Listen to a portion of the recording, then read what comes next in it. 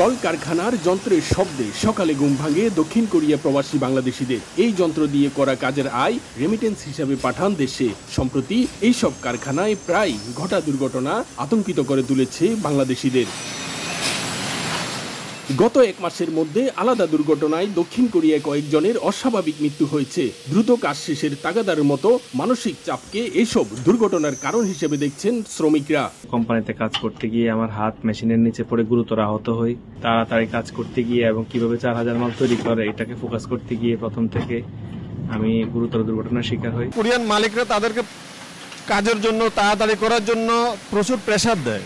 এই প্রেসারের কারণে ওরা মানসিকভাবে অনেক সময় ভেঙে পড়ে এবং কাজ করার সময় ওরা ঠিকমতো কাজের ধরন না বোঝার কারণে এই ধরনের দুর্ঘটনার শিকার হচ্ছে। কেউ আবার বলছেন কাজে অমনোযোগী হওয়া কিংবা অসাবধানতার কারণে ঘটছে এমন দুর্ঘটনা।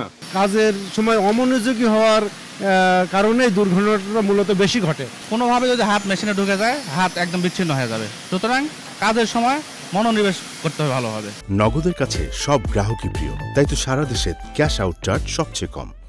এদিকে দুর্ঘটনা রোধে শ্রমিকের সচেতনতার পাশাপাশি কর্মস্থলের নিরাপত্তার বিষয় গুরুত্বপূর্ণ বলে মনে করেন সংশ্লিষ্টরা। ইপিএস কর্মীদের দেশটিতে প্রবেশের পর কর্মস্থলের নিরাপত্তা নিয়ে বিশেষ প্রশিক্ষণ দিয়ে থাকে বলে জানিয়েছে বাংলাদেশ দূতাবাস। দক্ষিণ কোরিয়ার মিনিস্ট্রি অব এমপ্লয়মেন্ট অ্যান্ড লেবারের প্রকাশিত পরিসংখ্যানের তথ্য, এক দশকের মধ্যে গত এক বছরে কর্মস্থলে সবচেয়ে বেশি দুর্ঘটনা ঘটেছে।